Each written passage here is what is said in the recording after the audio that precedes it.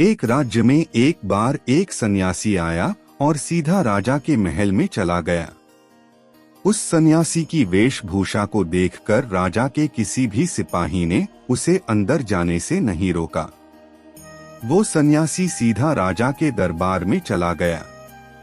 सन्यासी को अपने सामने खड़ा देख राजा ने उनसे पूछा, आप कौन हैं और क्या चाहते हैं?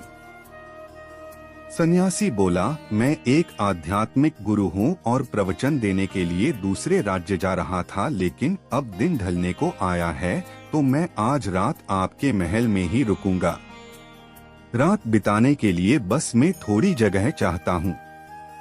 सन्यासी की बात सुनकर राजा बोला, ये एक राजा का महल है, कोई विश्राम स्थल नहीं जो आप यहाँ रात में रुकना चाहते हैं। आप बाहर जाइए, वहाँ रहने की आपको कोई ना कोई जगह मिल जाएगी। सन्यासी ने राजा से फिर प्रश्न किया, महाराज क्या मैं जान सकता हूँ कि आपसे पहले ये महल किसका था?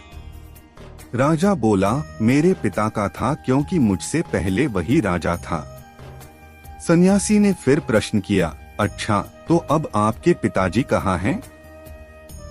राजा बोला, अब वो इस दुनिया में नहीं रहे, उन्हीं के बाद तो मैं राजा बना।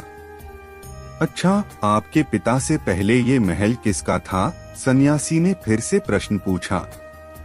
राजा को अब गुस्सा आने लगा, लेकिन फिर भी उसने शांत होकर जवाब दिया, मेरे पिता से पहले ये महल मेरे दादाजी का था और अब वो भी इस दुनिया में नहीं है।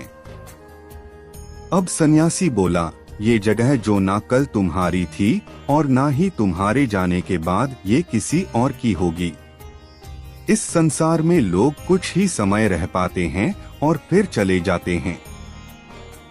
जहां हम अपना समय बिताते हैं वही हमारा विश्राम स्थल है। ना तुम इसे अपने साथ लेकर जा पाओगे, ना ही कोई और। बताओ, ये महल एक विश्राम स्थल नहीं है तो और क्या है?